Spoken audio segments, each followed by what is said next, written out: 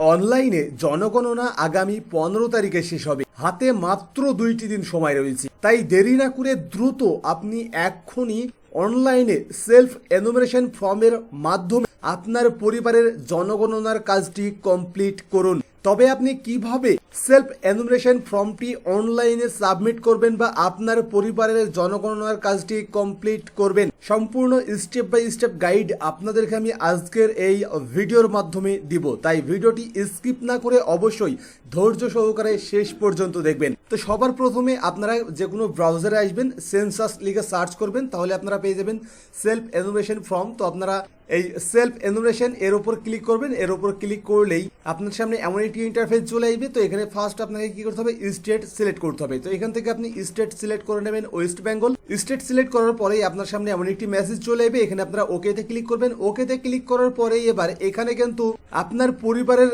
Head of the ফ্যামিলির নাম input করতে হবে। আপনার পরিবারের যিনি হেড, তিনার নাম আপনাকে এখানে দিতে হবে।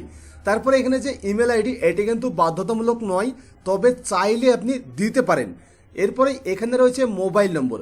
তো এখানেই কিন্তু অনেকেই কনফিউজ রয়েছেন। আপনারা অনেকেই জানতে চেয়েছেন যে আপনার এবং আপনার বাবার দুজনেরই মোবাইল রয়েছে, তাহলে আপনি কার মোবাইল নম্বরটি এখানে দেবেন, আপনার নাকি আপনার বাবার?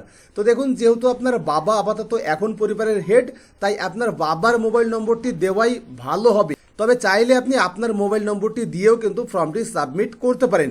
এছাড়াও এখানে অনেকেই আরও একটি প্রশ্ন করেছেন যে পরিবারের প্রত্যেকের জন্যই কি আলাদাভাবে এই ফর্মটি সাবমিট করতে হবে? তো দেখুন, পরিবারের প্রত্যেকের জন্য কিন্তু আলাদা করে ফর্ম সাবমিট করতে হবে না।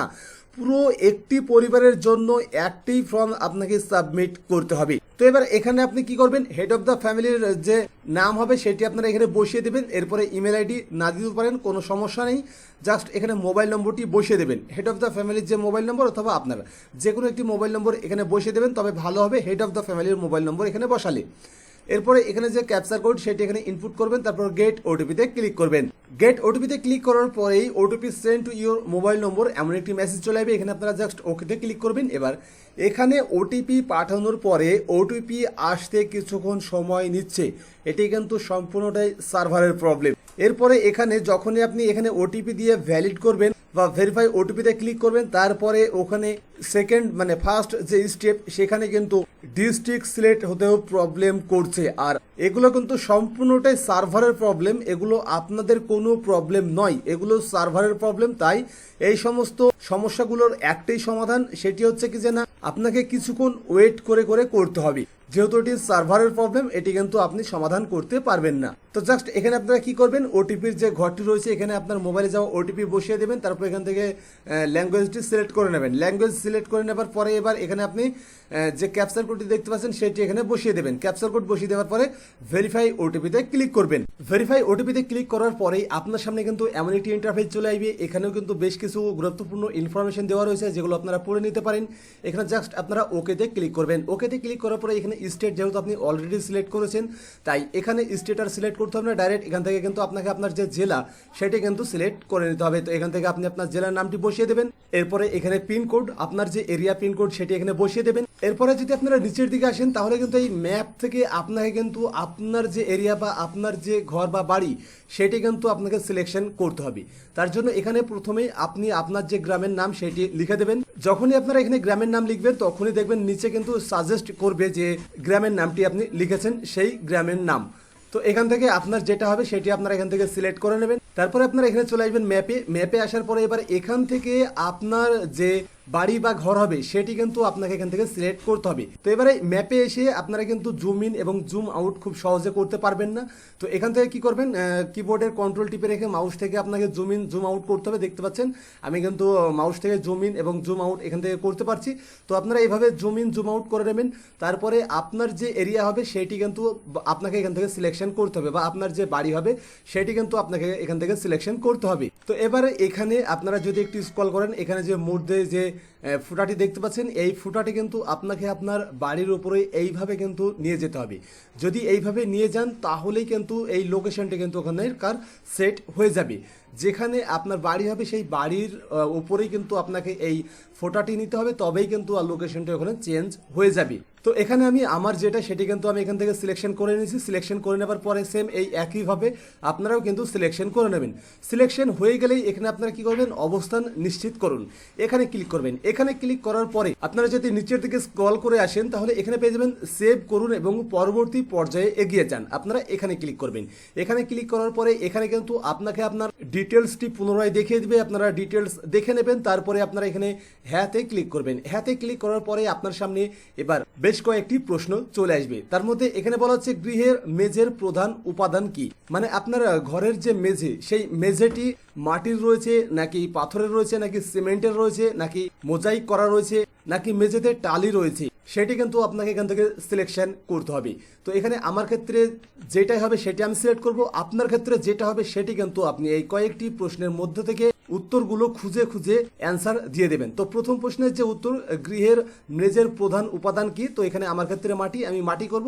আপনার ক্ষেত্রে এর মধ্যে যেগুলো হবে সেটি সিলেক্ট করবেন। যদি এর মধ্যে নাম না থাকে সেক্ষেত্রে আপনারা অন্যান্যতে সিলেক্ট করতে পারেন। তো এরপরে যদি আপনারা নিচের দিকে স্ক্রল করেন তাহলে এখানে পেয়ে যাবেন গৃহের দেওয়ালের প্রধান উপাদান কি।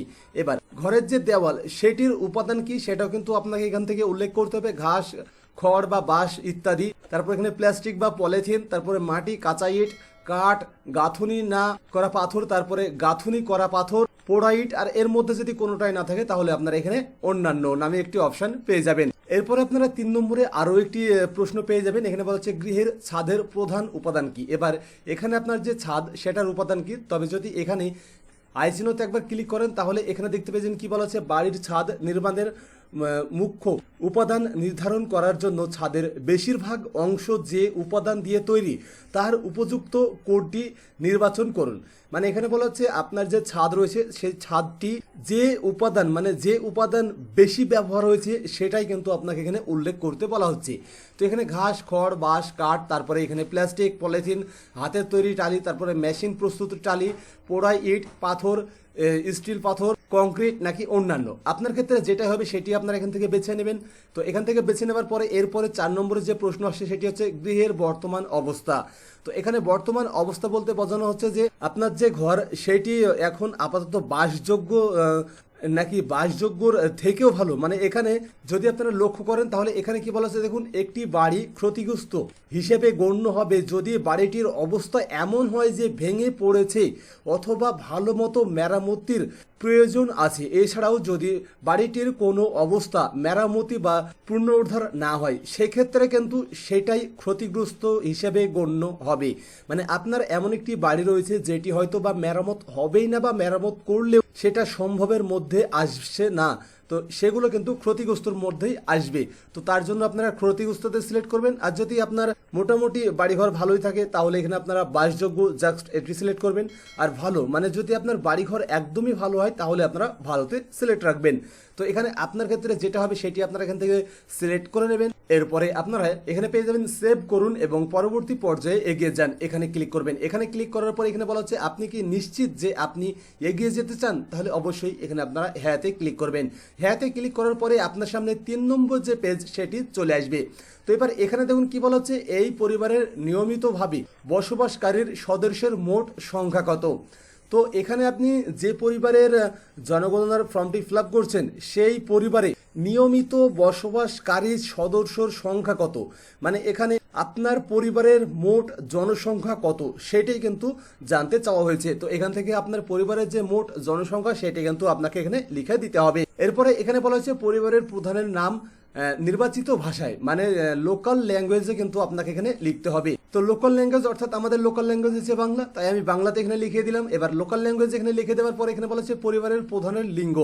তো এই যে পরিবারের প্রধান যে ব্যক্তির নাম আপনি দিয়েছেন এই ব্যক্তির লিঙ্গ এখান থেকে আপনাকে সিলেক্ট করতে হবে, পুরুষ, মহিলা নাকি অন্যান্য যেটি হবে সেটি আপনারা এখান থেকে সিলেক্ট করে নেবেন। এরপরে এখানে দেখুন বলা হচ্ছে পরিবারের প্রধান তপশিল জাতি নাকি তপশিল উপজাতি, যেটাই হবে সেটি আপনারা এখান থেকে সিলেক্ট করে নেবেন। তপশিল জাতি, তপশিল উপজাতি, অর্থাৎ এসসি এসটি নাকি অন্যান্য, যেটি হবে সেটি এখান থেকে সিলেক্ট করবেন। পরিবারের প্রধানের যদি জেনারেল হয়ে থাকে তাহলে এখানে অন্যান্যতে সিলেক্ট রাখবেন, আর যদি এসসি বা এসটি হয়ে থাকে তাহলে আপনারা এখান থেকে বেছে নিতে পারেন। এরপরে এখানে দেখুন বলা হচ্ছে গৃহের মালিকানার বিবরণ।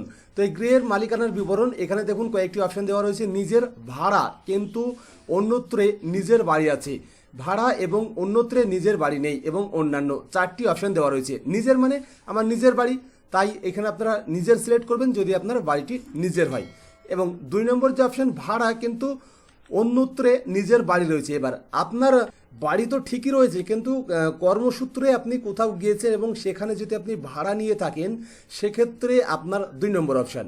আর আপনার নিজের কোনো বাড়ি নেই, কর্মসূত্রে আপনি ভাড়া বাড়িতে বসবাস করেন কিন্তু আপনার নিজের কোনো বাড়ি নেই, তাহলে তার জন্য কিন্তু 3 নম্বর অপশন। তো এগুলোর মধ্যে থেকে আপনার যেটি হবে সেটি আপনারা এখান থেকে সিলেক্ট করবেন। এরপরে আপনারা নিচে চলে যাবেন। নিচে যাওয়ার পরে এখানে কি বলা আছে দেখুন, বসবাসযোগ্য ঘরের সংখ্যা। তো এবার এখানে বসবাসযোগ্য, এখানে যদি আপনারা আইচিহ্নতে যান তো এখানে দেখুন বলা হচ্ছে রান্নাঘর, স্নানঘর, বাথরুম, পায়খানা, ভাড়াঘর, যাতায়াতের পথ, বারান্দাকে ঘর হিসেবে গণ্য করা হবে না। মানে যদি বাথরুম মানে রান্নাঘর, তারপরে স্নান করার ঘর বা বাথরুম, পায়খানা, ভাড়াঘর বা যাতায়াতের যে পথ সেটি এবং বারান্দা, এগুলোকে কিন্তু বসবাসের ঘর হিসেবে গণ্য করা হবে না। মানে শুয়ে থাকা যাবে এমন কয়টি ঘর রয়েছে সেটি কিন্তু আপনাকে এখানে উল্লেখ করতে হবে।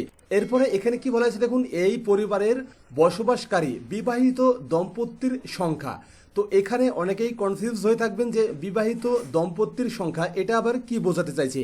তো এখানে স্বামী স্ত্রী উভয়েই মানে দুজনে মিলে হচ্ছে একটি দম্পতি। তাহলে উদাহরণস্বরূপ ধরুন আপনার পরিবারে আপনার বাবা রয়েছে, আপনার মা রয়েছে, এবং আপনি এবং আপনার স্ত্রী, তার সঙ্গে আপনার 2 সন্তান। তাহলে আপনার বাবা এবং মা একটি দম্পতি, আপনি এবং আপনার স্ত্রী 2টি দম্পতি, আর আপনার 2 সন্তান, ওটা কিন্তু দম্পতির মধ্যে আসবে না। মানে টোটাল আপনার 2টি দম্পতি, যেটি কিন্তু আপনাকে এখানে উল্লেখ করতে হবে। যদি আপনার আরো কোনো ভাই থাকে এবং তাদের বিয়ে হয়ে যায় তাহলে তাদের ক্ষেত্রেও একটি দম্পতি বেড়ে যাবে। মানে স্বামী স্ত্রী দুজনকে মিলেই হচ্ছে একটি দম্পতি। তো সেই দম্পতির সংখ্যা কয়টি সেটিও কিন্তু আপনাকে এখানে উল্লেখ করতে হবে। তো এই সমস্ত ইনফরমেশনগুলো দিয়ে দেওয়ার পরে আপনারা এখানে সেভ করুন এবং পরবর্তী পর্যায়ে এগিয়ে যান, এখানে ক্লিক করবেন। তারপর আপনারা পুনরায় এখানে হ্যাঁতে ক্লিক করবেন। হ্যাঁতে ক্লিক করার পরে এবার আপনাদের সামনে 4 নম্বর যে পেজ, সেই 4 নম্বর পেজটি ওপেন হয়ে যাবে। 4 নম্বর পেজে আসার পরে আপনারা এখানে পেয়ে যাবেন পানি ও জলের প্রধান উৎস।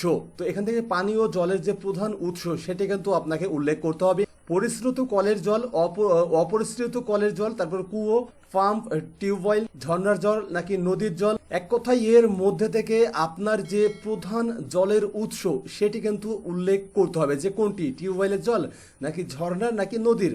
যেটাই হবে আপনার ক্ষেত্রে সেটি আপনারা এখান থেকে বেছে নেবেন বা সেটি সিলেক্ট করে নেবেন। সিলেক্ট করে নেওয়ার পরে এবার এখানে 2 নম্বরে বলা হয়েছে পানীয় জলের উৎসটি কোথায়। মানে আপনি যে এখানে ধরুন সিলেক্ট করেন টিউবওয়েল, এবার টিউবওয়েল যদি আপনি সিলেক্ট করেন তাহলে এটি কোথায়, যদি আপনি এখানে নদী সিলেক্ট করেন তাহলে এটি কোথায়, সেটাই কিন্তু আপনাকে এখানে উল্লেখ করতে হবে। তো এখানে আমি যেহেতু টিউবওয়েল সিলেক্ট করেছি, টিউবওয়েল সিলেক্ট করার মানে এখানে দেখুন আমাকে প্রথমে সিলেক্ট করতে হবে যে এটা বাড়ির মধ্যেই, বাড়ির চাহিদার মধ্যে। তো এখানে আমি 1 নম্বরটি সিলেক্ট করে নেবো। যদি আমার বাড়ি থেকে দূরে হয় বা কাছাকাছি হয় সেক্ষেত্রে আপনারা 2 নম্বরটি সিলেক্ট করবেন। আর যদি অনেক দূরে হয়, যেমন এখানে যদি আপনি নদী বা ঝর্ণা সিলেক্ট করেন তাহলে এটা দূর হতে পারে, তো সেক্ষেত্রে আপনারা এখানে দূরে সিলেক্ট করবেন। তো আমার ক্ষেত্রে যেহেতু টিউবওয়েল আমার বাড়ির কাছেই, মানে একবার আমার বাড়িতেই রয়েছে। তারপরে এখানে বলা হচ্ছে আলোর প্রধান উৎস।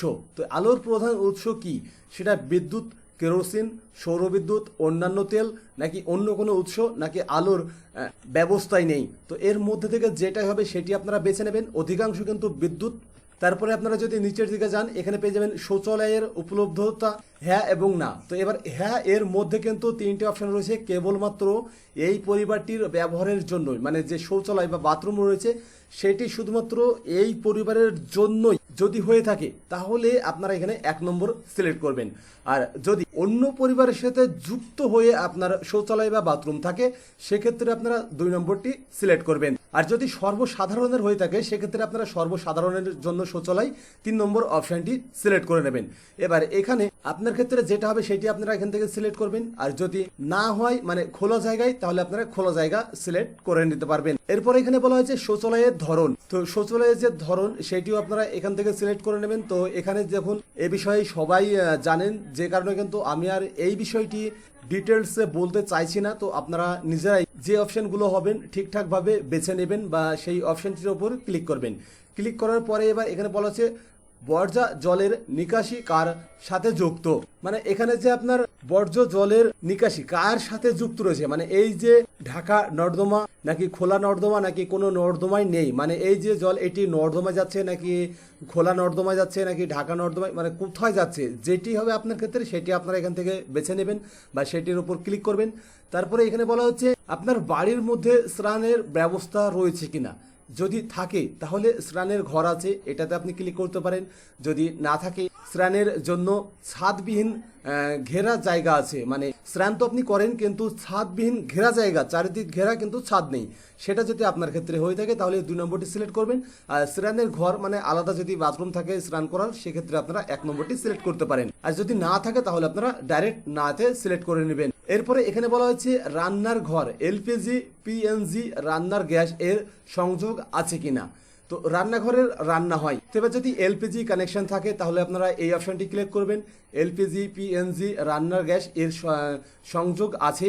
আর যদি সংযোগ না থাকে তাহলে 2 নম্বর অপশনটি সিলেক্ট করবেন। তারপরে বলা হচ্ছে বাড়ির মধ্যে রান্না হয় কিন্তু রান্নাঘরে রান্না হয় না, মানে বাড়ির মধ্যে রান্না হয় কিন্তু রান্নাঘরে রান্না হয় না।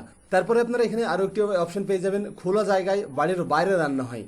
তো এখানেও আপনার কানেকশন রয়েছে কিনা সেটি আপনাকে সিলেক্ট করতে হবে। তো এই যে 2 করে 3 জায়গায় 6টি উত্তর দেওয়া রয়েছে, এই 6টির মধ্যে যে কোনো একটি কিন্তু আপনাকে এখানে সিলেকশন করতে হবে। তো এখানে আমি আমার সংযোগ রয়েছে যে কারণে কিন্তু আমি এখানে সংযোগ আছে অপশনটি বেছে নেব। এরপরে এখানে কি বলা আছে আর একটি অপশন কিন্তু এখানে দেওয়া রয়েছে যদি রান্না না হয়, মানে এলপিজিতে যদি রান্না না হয় বা গ্যাসে যদি রান্না না হয় তাহলে রান্না হয় না, এটাই আপনি বেছে নিতে পারেন। তারপরে যদি নিচের দিকে যান তাহলে এখানে আপনাকে সিলেক্ট করতে হবে যে রান্না আপনার কি দিয়ে হয়, জ্বালানি কাঠ নাকি কুটে নাকি কেরোসিন কয়লা নাকি বিদ্যুৎ নাকি সৌরশক্তি বা অন্যান্য, এর মধ্যে থেকে যেটাই হবে সেটি আপনি সিলেক্ট করবেন। যেটি আপনি ওপরে এখানে এলপিজি সিলিন্ডার আছে বা সংযোগ আছে উল্লেখ করেন তাহলে এখানে আপনারা রান্নার গ্যাস এলপিজি এটাই সিলেক্ট করে নেবেন।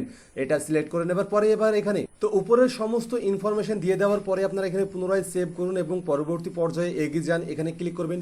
এখানে ক্লিক করার পরে পুনরায় আপনারা হ্যাঁতে ক্লিক করবেন। হ্যাঁতে ক্লিক করার পরে এবার আপনার সামনে 5 নম্বর পেজ চলে আসবে। তো 5 নম্বর পেজে এখানে রেডিও বা ট্রানজিস্টর আছে কিনা সেটি আপনাকে জানতে চাওয়া হয়েছে। তো এখানে সাধারণ রেডিও সেট, মোবাইল, স্মার্টফোন, অন্য কোনো যন্ত্রের মাধ্যমে বা না, যেটা হবে আপনার ক্ষেত্রে সেটি আপনি এখান থেকে বেছে নেবেন। এরপরে টেলিভিশন আছে কি না, যদি থাকে তাহলে আপনারা সেই টেলিভিশনের বিবরণটি এখান থেকে সিলেক্ট করবেন, যদি না থাকে তাহলে না। ইন্টারনেট উপলব্ধ, তারপরে এখান থেকে আপনাকে সিলেক্ট করতে হবে যে হ্যাঁ আছে, কিন্তু সেটা ল্যাপটপ কম্পিউটারের কানেকশন নাকি মোবাইল স্মার্টফোনের কানেকশন নাকি অন্য কোনো মাধ্যমে কানেকশন, যেটাই হবে আপনার ক্ষেত্রে সেটি এখান থেকে সিলেক্ট করে নেবেন। তারপরে ল্যাপটপ বা কম্পিউটার আছে কিনা, যদি থাকে তাহলে হ্যাঁ, যদি না থাকে তাহলে না। এরপরে টেলিফোন, মোবাইল ফোন, স্মার্টফোন, হ্যাঁ। এবার শুধুমাত্র ল্যান্ডলাইন নাকি শুধুমাত্র মোবাইল, স্মার্টফোন, অন্যান্য সাধারণ মোবাইল বা স্মার্টফোন ছাড়া। তারপর এখানে বলা হচ্ছে উভয়, যদি উভয় মানে দুটোই থাকে তাহলে উভয় সিলেক্ট করে নিতে পারেন, আর যদি না থাকে তাহলে না। তো এখানে যেহেতু স্মার্টফোন রয়েছে তাই আমি স্মার্টফোন সিলেক্ট করে নেবো। আপনার ক্ষেত্রে যেটা হবে সেটি আপনি এখান থেকে সিলেক্ট করে নেবেন। এরপর বলা হচ্ছে সাইকেল বা স্কুটার বা মোটর সাইকেল, এর মধ্যে কোনটি আপনার রয়েছে। তো এখানে সাইকেল, স্কুটার, মোটর সাইকেল বা দুটোই আছে বা কোনোটাই নেই, তো এর মধ্যে থেকে আপনাকে সিলেক্ট করতে হবে। যদি দুটোই থাকে তাহলে আপনি দুটোই সিলেক্ট করবেন, মানে সাইকেল মোটরসাইকেল যদি দুটোই থাকে আপনার বা স্কুটার তাহলে আপনারা দুটোই সিলেক্ট করে নেবেন। আর যদি শুধুমাত্র একটি থাকে তাহলে দুটোর মধ্যে থেকে যেটি রয়েছে সেটি সিলেকশন করবেন। আর যদি কোনোটাই না থাকে তাহলে কোনোটাই নেই, এই অপশনটি বেছে নেবেন। এরপরে বলা হচ্ছে 4 চাকার গাড়ি, জিপ, মোটর ভ্যান রয়েছে কিনা, যদি থাকে তাহলে হ্যাঁ, আর যদি না থাকে তাহলে নাতে ক্লিক করবেন। এরপরে পরিবারের প্রধানত কোন খাদ্যশস্য গ্রহণ করে, মানে যদি আপনারা বা আপনার পরিবার বেশিরভাগ ভাত খায় সেক্ষেত্রে আপনারা এখানে ধানজাত দ্রব্য এটি সিলেক্ট করবেন।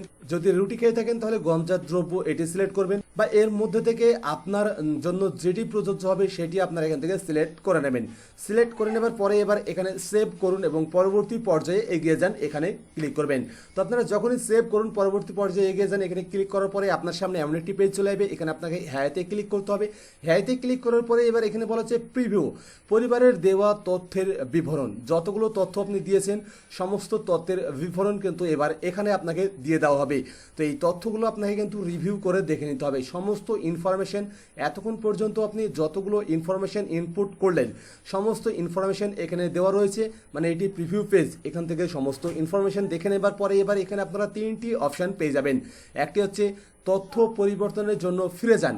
যদি দেখেন যে কোনো তথ্য এখানে যে প্রিভিউ পেজ, এই প্রিভিউ পেজে যদি আপনি দেখেন যে কোনো ইনফরমেশন ভুল দেওয়া হয়েছে তাহলে তথ্য পরিবর্তনের জন্য ফিরে যান, এই অপশানে ক্লিক করে আপনি কিন্তু পুনরায় আপনার ওই তথ্যটি এখানে কারেকশন করাতে পারবেন। এবার কারেকশন করানোর জন্য তথ্য পরিবর্তনের জন্য ফিরে যান, এখানে ক্লিক করতে হবে। আর যদি আপনি এটা সাবমিট না করতে চান, ড্রাফট হিসাবে সেভ করে রাখতে চান, তাহলে ড্রাফট হিসাবে সেভ করুন। এখানে ক্লিক করলে জাস্ট ড্রাফট হিসাবেই কিন্তু সেভ করতে পারবেন, মানে পরে আপনি সাবমিট করবেন, এখন যে সমস্ত ইনফরমেশনগুলো দিয়েছেন সেগুলো কিন্তু সেভ হয়ে যাবে। এরপরে যদি আপনি ফাইনাল সাবমিট করতে চান, এখানে দেখতে পেয়ে যাবেন নিশ্চিত করুন এবং সাবমিট করুন, এই অপশানে ক্লিক করবেন। তো জাস্ট আমি এখানে কি করব, এখানে সাবমিট অপশানে ক্লিক করব। সাবমিট অপশানে ক্লিক করার পরে দেখুন কি বলা আছে, ফাইনালি তথ্য জমা করার পরে আর সেই জমা দেওয়া তথ্য পরিবর্তন করা যাবে না। আপনি কি নিশ্চিত যে আপনি এগিয়ে যেতে চান?